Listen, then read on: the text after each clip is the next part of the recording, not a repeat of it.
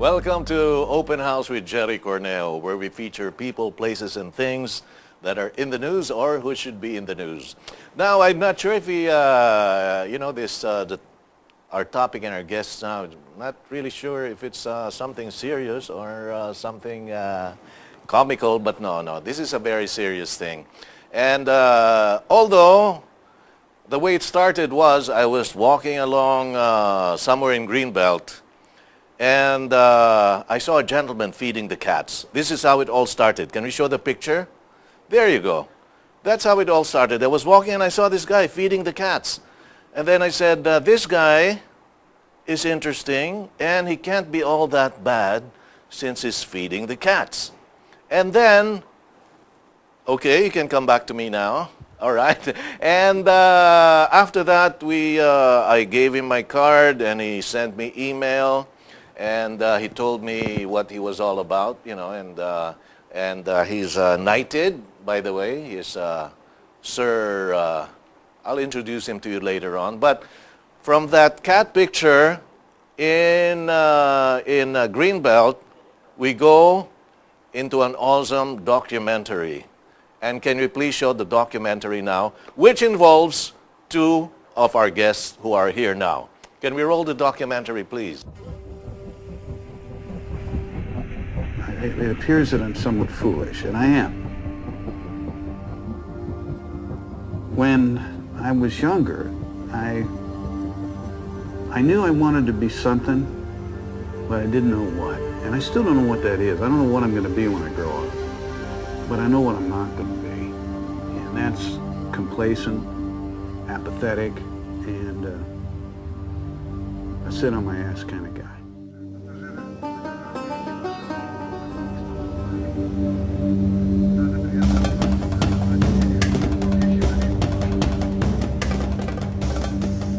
These are our rules. We're not in the God business. We don't want to change their politics or their religion. It must be high adventure and must be humanitarian. And it's got to be in an area where few would ever go.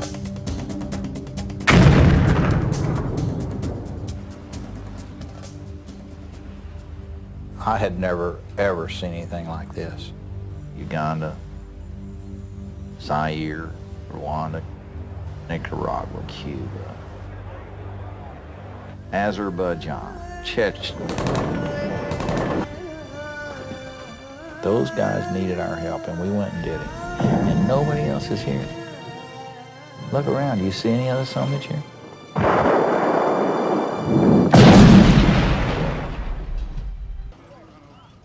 There are few, if any, organizations that you'll find that can do what we do. Here they see we're not missionaries by any stretch of the imagination.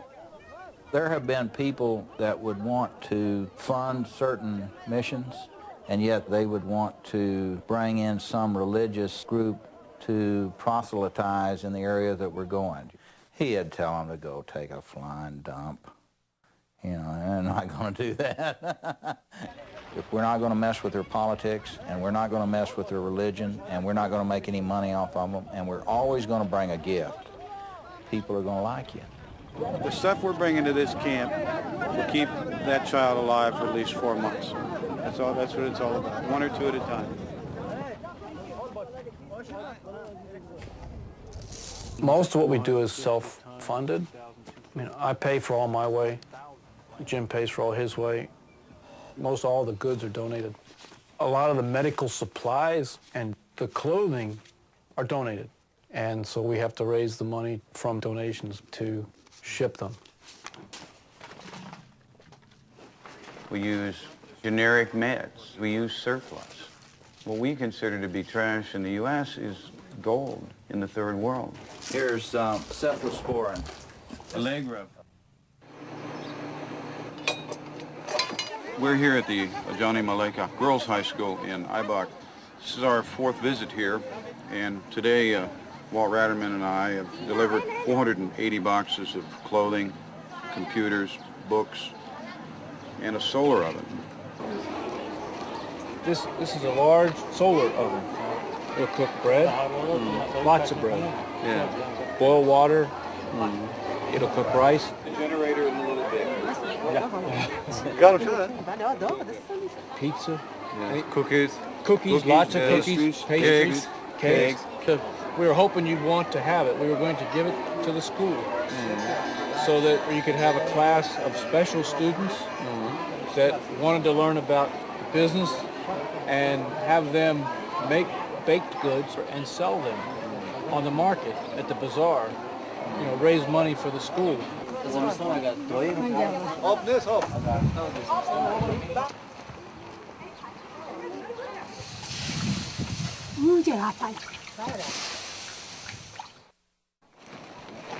is the Panjshir Valley in Bazarak village. 5 years ago, by the help of the village people, they built this school. Hey, sweetheart. How are you? And they have 17 teachers and 300 students from around these villages. They are coming to study, especially the girls up to age of 7. They are almost 6 months. They haven't received any money. They are working without paid. How much does a teacher make a year? A month? ماهانه چقدر برای شما چی؟ They used to give him 400,000 after. What is that in $10. dollars? Well, that's it. You want to fund that? It's $10 times 17. That's 170 times 12 is like 1,700 plus. It's about 2,000. We agreement on that? Yeah, we're in agreement. We're going to pay the salary for the teachers for a year. تا یک سال چی میکنه؟ اصلا ما You want it now? بعدش میکنه میره فیلم عکسی میشه دیگه. حالا اگه بگوی قطع میکنه دیوانه وارد. اگه نگیرن چه؟ بگن که کم است. نه نگیرن نمیتونه. 6, 7, 8, 9, 10. That should be 2,000. Okay? So your salary for a year is paid. Thank you very much.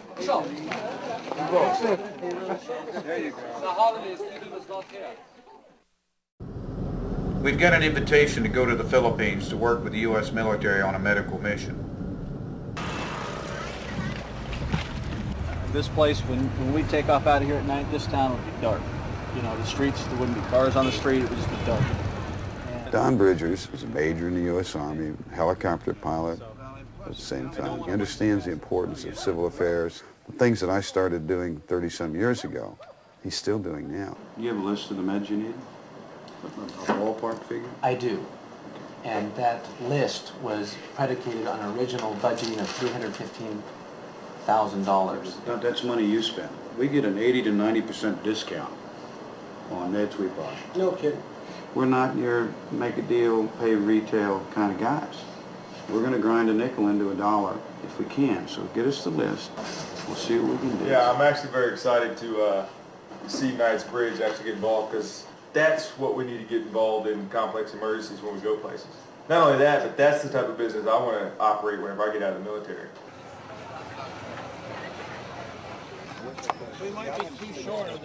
This stuff in the hands of the Army medics gives them what they need to treat these 500 people.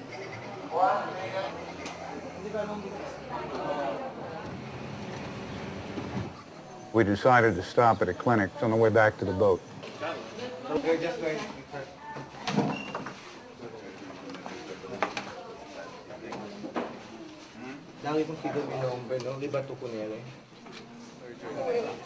baby needs to be rehydrated. IV immediately. Now. Just have to prepare it. It's not an emergency. Your baby's not going to die. But we want to start that process now. We're evacuating the child this afternoon. And we'll notify her husband. We will provide for her security, care, and comfort. That baby needs an IV now. And we'll take care of all of the expense. What do you call that's wrong with it? Hydrocephalic. How's that happen? Water in the brain. Water in the brain.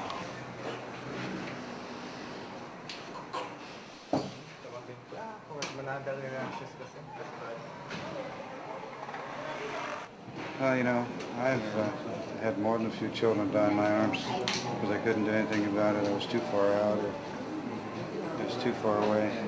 And I don't know that there's going to be a positive outcome. Yeah, I hear it. But you know what? Not for anything that we didn't do.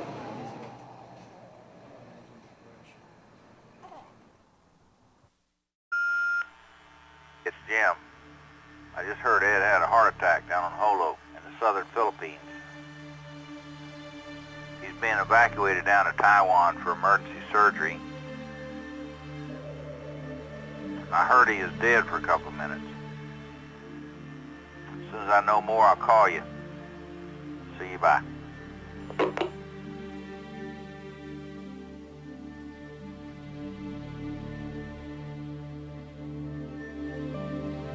I didn't see a blue light. I didn't see God or anything like that.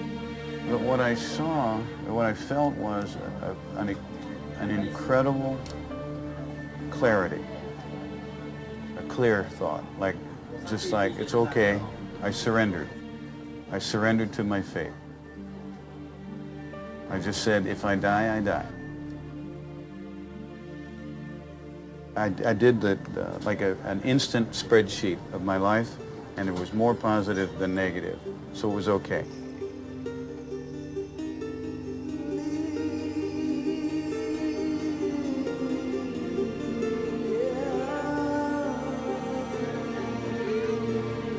I would love to be unnecessary, an enigma, history, but it won't happen. There won't be peace in my lifetime. I have people, one guy in particular, he says, you're just living in the netherworld. Thank God I live in the netherworld. What do they call it? The velvet world of Don Quixote. I'm in that velvet world.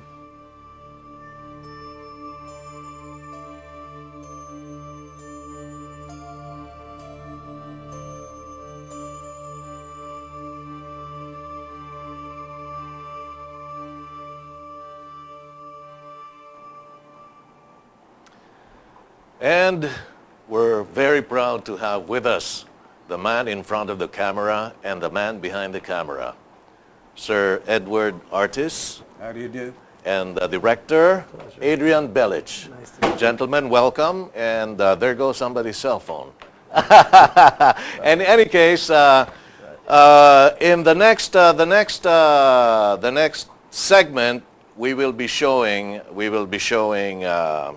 be talking to Sir Edward Artis and to the director of the documentary, Mr. Adrian Belic, and we'll dig more into why they do what they do. And by the way, one of the things we're going to be talking about later on is Sir Edward Artis was given Philippine citizenship by Republic Act. This was sponsored by former Senator Gordon and Roque Ablan, all right? And of course, you know, it is the highest honor that our country could possibly bestow upon another person, and this was because of his humanitarian work. So I think we still have a little more time for this segment, or do we? We still have a little more time for this segment? Okay, we're going to go on a break. When we come back, you're going to be hearing more about Sir Edward Artis and Mr. Adrian Belic. We'll be back right after this.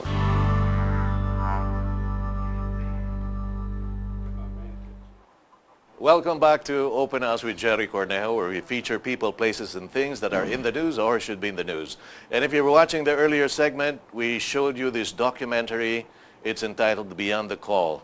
It's all about the humanitarian activities done by our guest, Sir Edward Artis, and the documentary was done by the director, Adrian Belic, who has been nominated for an Academy Award, nominated for not for Beyond the Call, for something else. Yeah, for the previous film my brother and I made, a feature documentary called Genghis Blues.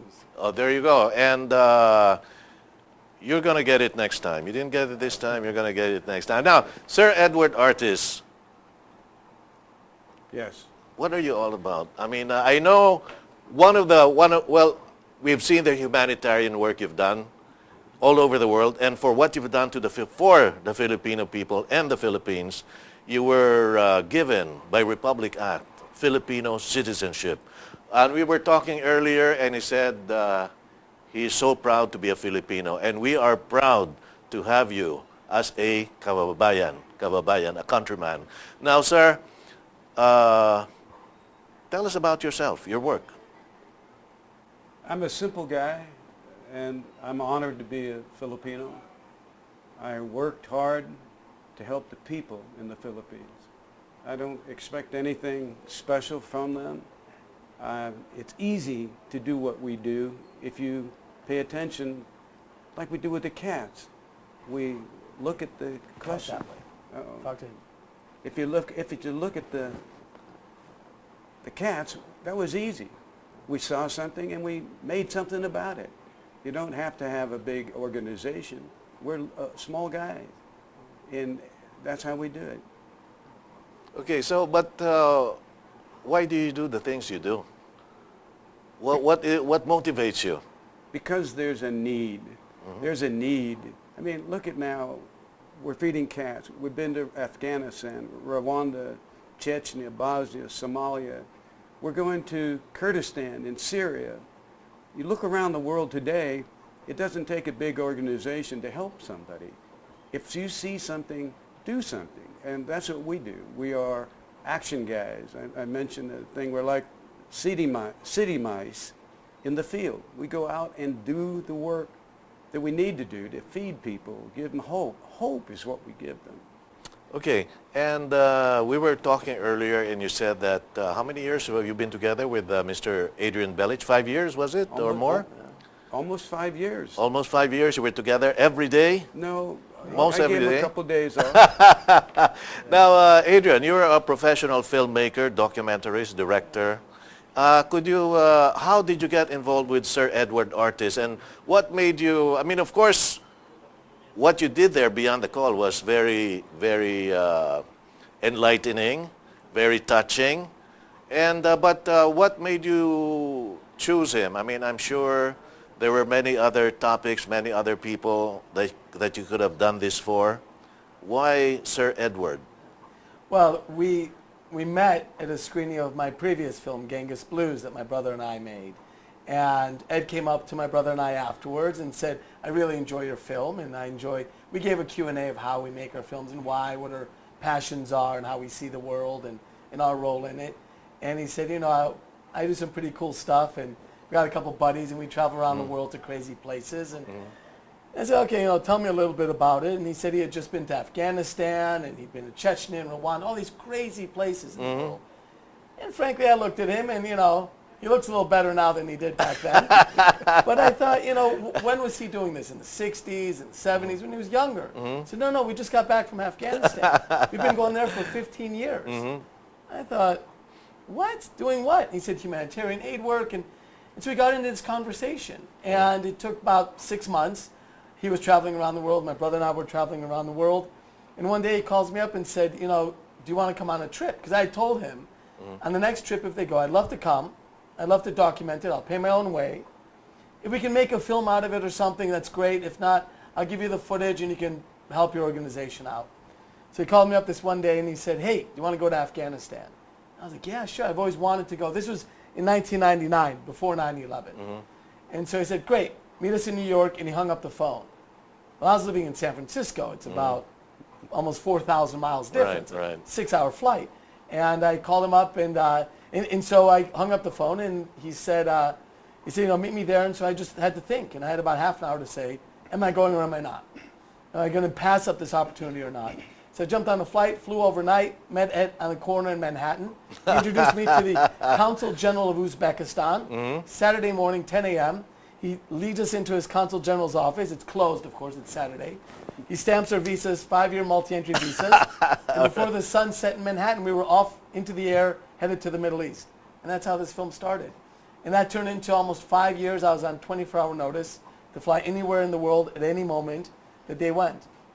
Okay, and by the way, your story jibes completely with the business card of Sir Edward A. Artis, because it says, Sir Edward Artis, a knight errant. That's right. The last knight errant I heard about was Don Quixote de la Mancha, right? Yeah. And exactly what you're doing. I mean, very quixotic, right? If you look at this, it's needful. You need to do this. If I don't do this, I'm a fraud. To me, I'm not myself. I don't want to be somebody else. I'm Ed Artis. I happen to be Sir Ed Artis now. I'm a knight. I always knew as a knight. I didn't know until I was knighted in Russia. And some people think that's a joke. Come with us. Watch this film. Be inspired for it. That's the key. We do what people want us to do. We don't bring up stuff they don't need. We ask them, what do they need? And we believe it. We deliver it by our own hand. Where do you get the funding? People give us money. Okay, you have benefactors. Benefactors. Okay. Some of the biggest benefactors, they don't give me the money. I don't want the money. Sometimes I get it, but most of it, the big monies, I give them a list of what we need so they can pay for it. I also tell them where I can get it for a discount and deliver it where I'm going to go, and then we deliver it. Then nobody's going to say, I put the money in my pocket.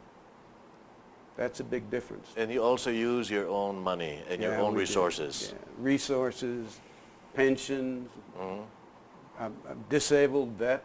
Right. I get a pension from that. I'm Social Security now because I'm Jurassic Park. I'm 70 years old. I mean, my God, we still do it. How long have you been a Filipino? By Since, Republic well, Act? October 2010. Okay, so for 4 years. 4 years, but it took 6 years to get adjusted 6 through years. Congress. Okay, right. I mean, Because it we went was... to 14th Congress and then the 15th, and it took 6 years to get it Right. adjusted. Now, when I invited Sir Edward Artis, he texted me and he said, may I bring along a surprise guest? And then I said, let's surprise them, don't surprise me. So I said, who are you bringing along?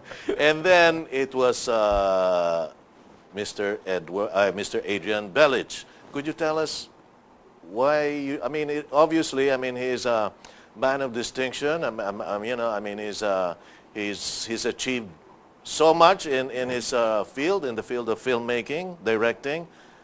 What made you think that I think I'm going to bring Adrian along? Of course, it just jibes completely with the documentary we just aired, because it was you in the front of the camera and he behind. So, Well, I'm old man, and I know what I know, but he knows more than I do about me than I know. And I wanted you to know how much he knows. So that's a story. That's people doing the right thing. He invested 4.5 years of his life. following you, going with you. And in war zones, on a modus notice. And when I knew he was coming to the Philippines, I invited him to stay at my home. Just a few days ago. You just 3 arrived a days few ago. days ago. Yeah, 2 or 3 days ago. I can't. But this isn't your first time here.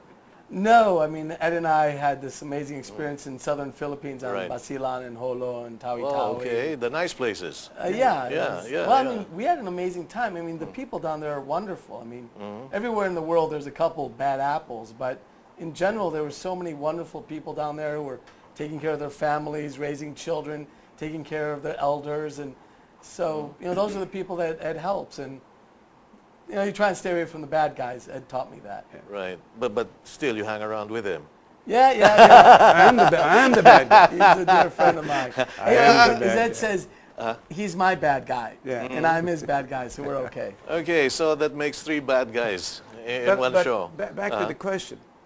He's here on another project, and Yeah. I was trying to figure out that, and I invited him to my house because I wanted. He's my friend. Okay, you're going to do a documentary on the PBA, the Philippine Basketball Association. Is that right? Yeah, we actually just finished it. A documentary.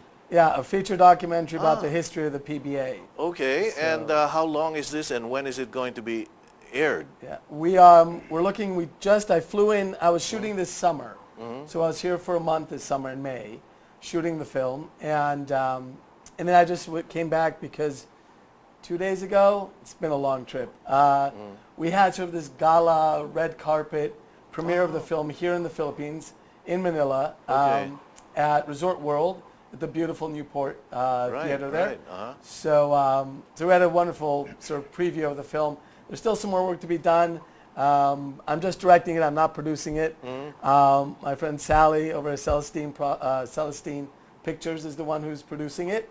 And we're working with the amazing Bill Velasco, who's a very famous sports journalist here in the Philippines. Yes. So I think we're looking at either February or March for Okay. it to be launched in the cinemas here. So it's going to be, is it a full-length documentary? Yep, feature-length documentary. Okay, so it must be interesting because, I mean, especially now that after 40 years, was it? I mean, we had the team in the FIBA.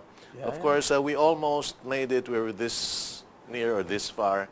But I guess you came at just the right time because it looks like, you know, I mean, we're going to not necessarily the golden, but maybe the silver age of Philippine basketball, especially in Asia. Yeah. But, you know, I was thinking about this. I was saying that we're getting basketball players here, making them Filipinos. But here's the real deal.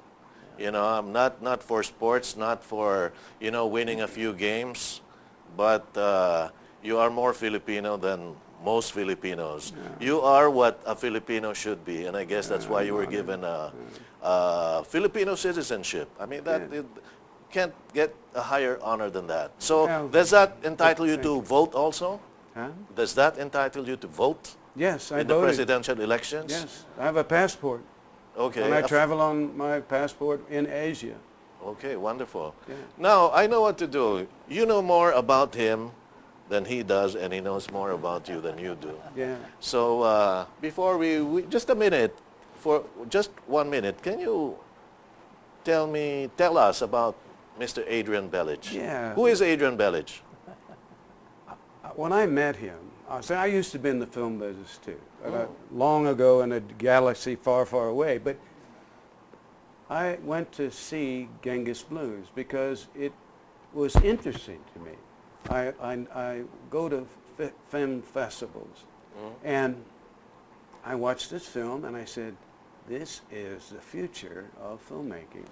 Okay. And I watched the dynamic between he and his brother and all the people in the company that traveled with him to Tuva to do the documentary.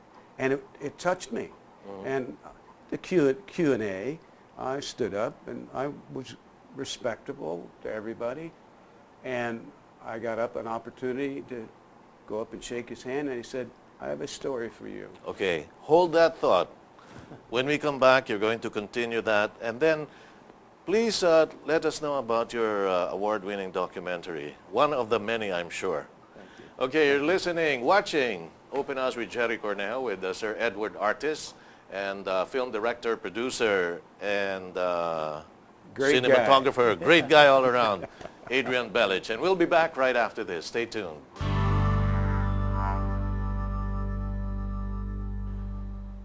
Welcome back to Open House with Gerry Cornejo, where we feature people, places, and things that are in the news or who should be in the news. And these gentlemen have been in the news, not only in the Philippines, but worldwide.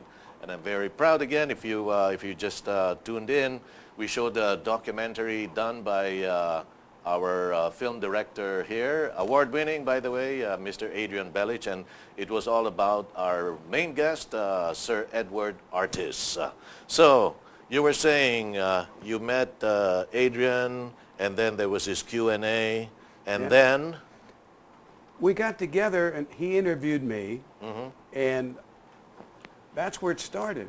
I found about him, his history, his family, his cojones. He's a guy to go into the field with people like us and risk his life to do his art. He's an artist. For sure. And I gave him a little briefing. He did this film on us, but he has other stuff. Genghis Blues, Happy, other things that he's done on, and that's the guy that I love. That's the one that I want to laud, is him and his art. And he is a real artist.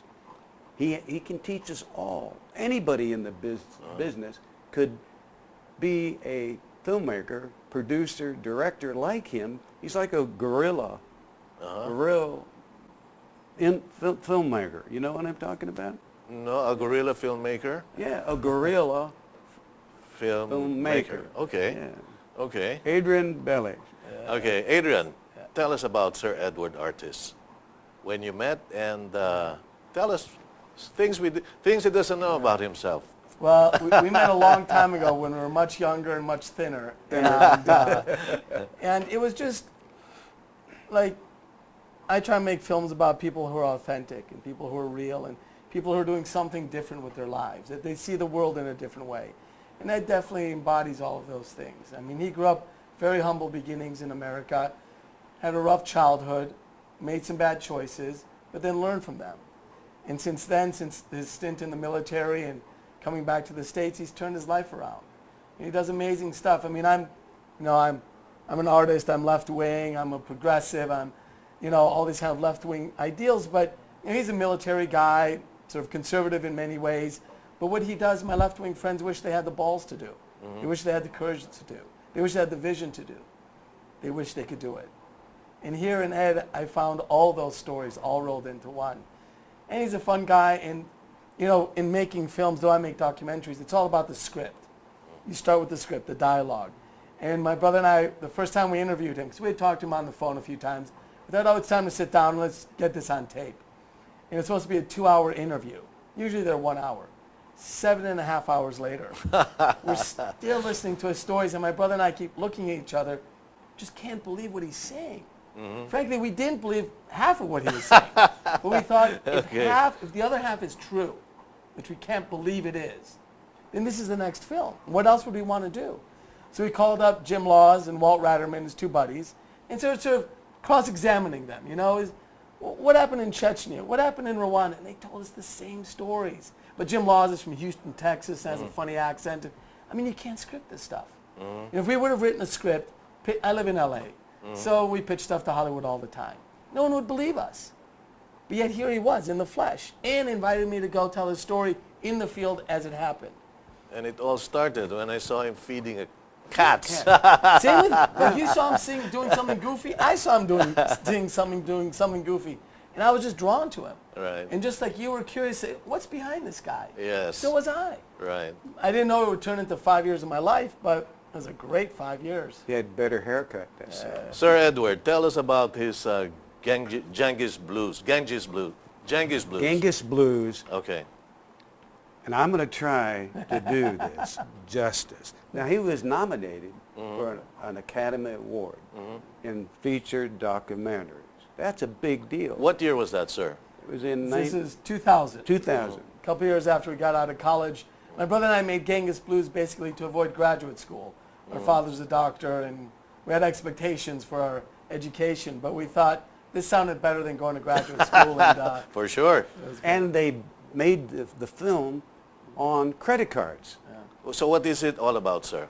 It's about a blind blues singer by Paul Pena Okay. who sings the blues. He's blind. Okay. And he was listening to a throat-wave radio, and he heard Tuvan throat singing. Ondor, forgive me. But All right. and he wanted to learn about it, and he learned in that. And then Adrian and his brother said, that's a great story. They took this guy to Tuva, which is in Mongolia, for Christ's sake, and they structured this story of these two foreign guys, a black guy and a guy that sings, and they made a beautiful film. And they did it by credit cards in the middle of nowhere with little cameras. And they did it and nominated for an Oscar. That's the guy. So no wonder Genghis. Yeah. Genghis Blues. yes, exactly. Right. Because we were thinking of a title, because this film is shot in a place called Tuva, North Mongolia, southern Siberia. You ever heard of it? No, sir. No. Not at anybody else for the most part, in the West or in the East. And so we thought, what was a title that could sing true to the film, Genghis Blues, Genghis Khan, Central Asia, but have some sort of cachet, some catch. And Genghis Blues has seemed to do very well for us. I mean, just the title, Kinda you know, catchy. I mean, very, very. Now, And sir, it's great. what is the most amazing thing that you've seen Sir Edward Artis do during the 5 years that you're together, that you can talk about in a family show? No, just kidding. Yes. No, I think like anyone that I admire, and as we've talked a lot about in the past, he started it, he finished it. He had an idea, there was an opportunity, a need, and he started it. And no matter the obstacle, no matter how long it took, no matter the difficulty, no matter the shit that you have to deal with, he finished it. He made a promise and he kept the promise. Can we get into specifics? Sure. Man, I mean, you know, when we went back into Afghanistan in October 2001, Okay. as the U.S. began bombing and everyone was pulling out of Afghanistan, including the United Nations, he had made promises to people there that he was going to deliver this food and blankets and other things, that he was going to go there personally, not pay someone else to do it, but he was going to do it himself because they had made a personal agreement. It was his friends there. That's my reputation. That's right.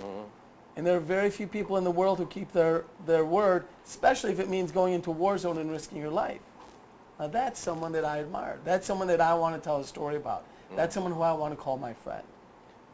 And that's why you admire him too, because he went along for the story, he went along for the ride, and with heart and soul. Yeah. Heart and soul. You can't possibly do what you did, No, you know? you can't be a good person that you don't embrace your friends. We're friends forever. You have BFF. Yeah. forever, forever. Anywhere in the world he needs me, I get on a plane and I go do it. Likewise. Likewise. And there are people around the world that when I get a call, I got a call from somebody by Skype in Kurdistan saying we got 20,000 Christians that are fleeing in Iraq into Kurdistan. Will you come and help us? These are Christian Iraqis that speak Aramaic. This is recently. Yes. And- These are the people that speak the Okay. language of Jesus. And I'm not a missionary. How can you not? I'm a blind, old, fat guy. I've had heart attacks and strokes. But I'm not going to sit by and let these people take a promise that I gave them. I gave my promise that I'm going to be there. I'm going to get surgery on my eye. I'll have one good eye. And I'm going to go. So you're going to go to Kurdistan. Kurdistan. When? Soon? As soon as I figure it out. Okay. Because I don't want to be bombed by the Americans, and I don't want to be captured by ISI, because they will kill us because we are Christian. They don't care what we're from. Look who they've been killing. They will use us. I don't want to be part of the problem. I don't want somebody to risk their life to come after me. If I get caught or kidnapped, we've talked about this many times, there's no ransom for me. You cut my head off right now. Because my wife, my friends are not going to suffer because I went and did this. I made the investment. I put my thumb on that paper. And that check will clear. Wonderful. Amazing. I mean, I'm speechless. Can you say something about that, please? No, I think, I mean, the reason I made the film about him in part was to tell his story, but in part it was to inspire people. And that's the idea. The idea is, you know, he inspires people, but the question is, what are you going to do today? You know, what are your viewers going to do tomorrow? You know, what is it that you can do? Yeah, I know. It has plenty of ideas. But, you know, one of the mantras that Ed and his team has is eye to eye, hand to hand, heart to heart. And you do what you can, when you can, because you can. You know, there's no doubt in my mind that there's someone watching us right now who's going to pick up where you left off. That's right. I hope so. Yeah. I will give them everything I have. I'm 70 years old. I want to give this key, this virus that I have to help other people. I will give it to them. You just did. Both of you. You just did. Amazing. Don't cry. Amazing. I'm so touched. Thanks. And And all because we are cat people. Yeah. You know that? It all began when I saw him feeding the cats, okay? So here are your kababayans, the Filipino people. Thank you very much, So people. please Thank address you very them. much. Thank you. Be a great Filipino forever. Don't let anybody take your dignity from you because you're poor, uneducated. Be a Filipino. It's a passion. Show it. Live it. Be a Filipino. I am. If you see me, greet me. And I will tell you a story that you can bet is a real story. Thank you. Mr. Adrian Belic, the Filipino people. I mean, you've done a great story, and PBA. I mean, you can't get more Filipino than that. So whatever it is, your message to the Philippines, to the Filipinos. Well, I'm honored to be here. It's been such an amazing experience to tell Ed's story, to be on your wonderful show. I mean, I think we're all in this together. I mean, we're in this together. The people in the audience are in this together. It's just great to be able to tell stories, inspire people. And, you know, I often get the credit, but I can only do it because so many other people help us. So thank you for having me in the Philippines, and I look forward to coming back. Okay, Mr. Adrian Belic. And again, you know, it's been such an honor and privilege to have these two gentlemen here and to come up with a message. I mean, the message is so clear. I don't have to elaborate. I mean, what they've said, what they've done, the things you've seen, that's it. And we were talking earlier, Edward and I, Sir Edward, Artis and I, and we said, you know, if anything, we'd like to plant a seed and let 1,000 flowers bloom. Yes. Even sir, if a cactus. Well, a cactus, you know, I mean, is one of the most wonderful plants in the planet. So Aloe. Right. So, sir, thank you very much. you. Salamat. It's an honor and Salamat. privilege. Maraming salamat po. Same thing, Mr. Salamat Adrian po. Belic Thank from you here. so much. Maraming salamat. Thanks, guys. And with that, until next week, we'll feature people, places, and things that are in the news or should be in the news, but it's going to be a long time before we have the quality and the caliber of these people we have now. Until next week then, I love you. God bless you.